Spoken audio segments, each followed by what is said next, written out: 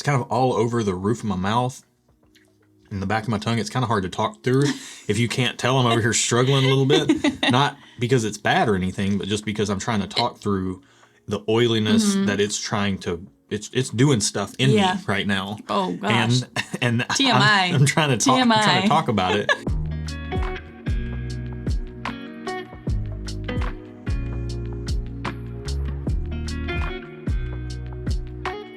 Welcome to the channel, bringing a real-world perspective to the real-world whiskey consumer. And welcome to the first sip. This sample was drawn at random from our first sip sample pool. We are tasting it totally double blind, and whatever's in this glass is something that we have never had before. With that said, let's get right into the nose. All right. So I'm getting a lot of classic bourbon smells on the nose with a hint of cardboard. Like just ever so slightly. All right. It's not now bad. It's a party. I like cardboard. Okay. I do. Well, we get enough of it around here. I will say that to me, this smells, yes, like classic bourbon, but I'm getting this kind of banana, pancakes, maple syrup, oak conglomeration going on. Okay, so not cardboard. No. And I never try to think about what we're getting on the glass or what the glasses could be. But this to me does smell very reminiscent of aged Barton 1792 distillate. So not saying that's what it is, not even thinking that's what it is. I'm just saying that's kind of what it the reminds flavor you of. profile it reminds me of. This could be something completely off of that. That's just what it kind of reminds me of on the nose. Okay. Let's get into the palate. Classic bourbon flavor. Yeah, it's dark, it's rich. It's got a little bit of brightness on the back end of the palate. Almost like a little bit of like a citrusy pop. Right back there. It's kind of all over the roof of my mouth. In the back of my tongue, it's kind of hard to talk through. If you can't tell, I'm over here struggling a little bit. Not because it's bad or anything, but just because I'm trying to talk through the oiliness that it's trying to, it's doing stuff in me right now. Oh gosh. And TMI. I'm trying to talk about it. And I feel like it's just trying to take over and say, you should just experience what's happening. I'm spitting and stuff. We're off the rails already. Let's take another sip and so we can experience it again, okay? Let's go. Okay. So I'm getting the same flavors, classic bourbon, a little more on the oak, which for me, my second sip, I always tend to get more oak because I'm acclimated to the flavor. Yeah. It's a little drying. It's a little drying on the back end. I've even got a little bit of like a berry note creeping in here now, like a strawberry, raspberry note mixed in with the banana pancakes and the oakiness. Okay. Like, I'm not sure it reminds me of Barton 1792 on the palate. This is why I don't try to pigeonhole things, because if I was right off the nose thinking this is Barton, I would have just went into the palate thinking that's what I was going to get, and I might just give you all the notes that I think I usually get when I get Barton. So this tastes a little different than that, though. I will say that while I didn't think this was high proof, the first sip, I still don't. It's building. The heat is building, so yeah, it's building on itself. Yeah, like this to me drinks like around 100 proof. To me, it's in my proof DARs, not always the best. I'd say like 104. If I go back and smell it now, I'm getting some barrel char, almost like some like. Just that smokiness almost, but not like a Scotch peaty smokiness or even a regular non-peated Scotch smokiness, but there's just like a little bit of like a toastedness to it. Okay. Cool. It smells really good. It's smelling better now that we've got it on the palate. Let's do a third Ready for another sip? Yeah. Yeah, it's pretty consistent. Wow. Yeah. It is consistent, but now what I'm getting more is the barrel char on the palate now on that third sip. Okay. It's coming through really charry, really nice. It's fairly viscous, decent finish, across the board, pretty good pour. You feel like you got some scores for this? Yeah. Let's rip them. What you got? All right. Nose, flavor, and experience. Thumbs up on the nose, thumbs up on flavor, thumbs up on experience. Yeah. I enjoyed it. I feel like it's a classic pour, and I wouldn't be mad at drinking it any day. Yeah, I think I'm the same place. Thumbs up on the nose, flavor, and experience.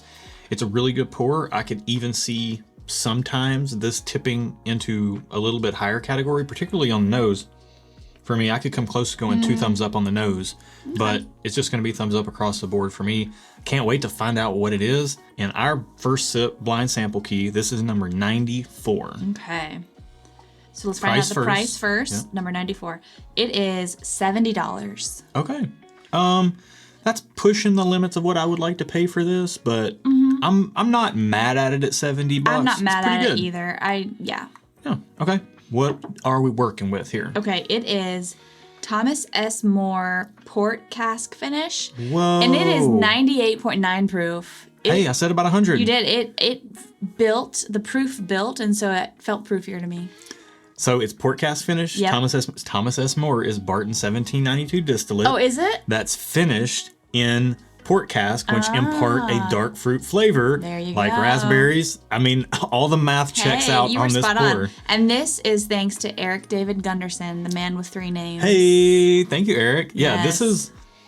this is a very interesting pour. Like, I've seen the Thomas S. Moore stuff sitting on shelves, $70. I've kind of always passed it over because I'm not huge on finished bourbons. Yeah, I kind of like it. Is it available in most markets? That's a good question. So when it comes out, it's available. Like it literally sat on shelves. Nobody really cares about this stuff all that much. Okay. But so when it's in a market, it's pretty available. Yeah, nobody's breaking their legs trying to rush out the door to get this. Like it's a pretty standardly available product. Although I'm not sure it's something that's released all the time. Like I think they might have just done one big batch and put it out there. And now I think there might be a second batch on market all this time later. But yeah, I want to take another sip now that I know what it is. I know. I just had to just kind of see if I was getting any of those things you were talking about. I'm still getting the same. A lot of oak. It's still good though. Yeah. I mean, I stand where I stand. I think it's a good pour across the board. We need to get into our real world metrics. So based on the price and availability, where are you at for your retail score on this? So the price is kind of pushing it for what I'm willing to pay on a bottle, but it's still not a horrible price.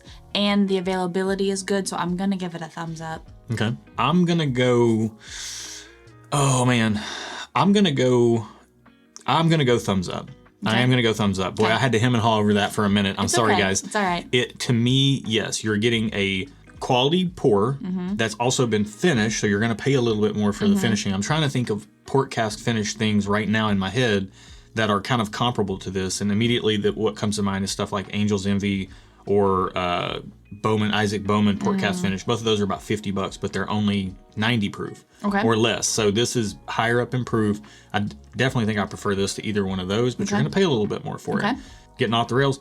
You walk into a store, you see this sitting on a shelf for $70. What's your consumer score? Are you a buy? Are you a pass? Where you at? I'm not a hard pass, but I'm not a hard buy either. So I'm probably just okay. Yeah. Because of the price point, I'm just okay. Yeah. And I put your reward score at a 4.5. 4.5. I'm in the same spot, honestly. Yeah. That's where I was hemming and hawing. I'm thumbs up on retail, but just okay on consumer. Okay. I'm not sure I'm a buy for this. Yeah. It's the type of thing that I might get in a bar. Like I might get a pour, try a pour at a bar. I might get a pour in a bar, but yeah, that's a 4.5 for me on real world score as well. It's a good product. We're not saying if you see it in stores not to buy it. Definitely listen through to what we said. Yeah. I think what this product right here shines, or where it shines, or who it shines for, would be if you've tried things like 1792 small batch, 1792 bottled and bond, products in that vein, early times bottled and bond, Cooper's Craft, 100 proof barrel reserve. You've tried stuff in that kind of banana pancakes flavor profile, and then you also like a little bit of red fruitiness in your pours. That's kind of where this would shine. I think that says it all. If you liked today's video, give us a like, and if you're not subscribed, be sure to do that. And also, we do monthly live streams, so if you want to be notified when we do them, hit the bell notification. Till next time, guys. Cheers. Cheers.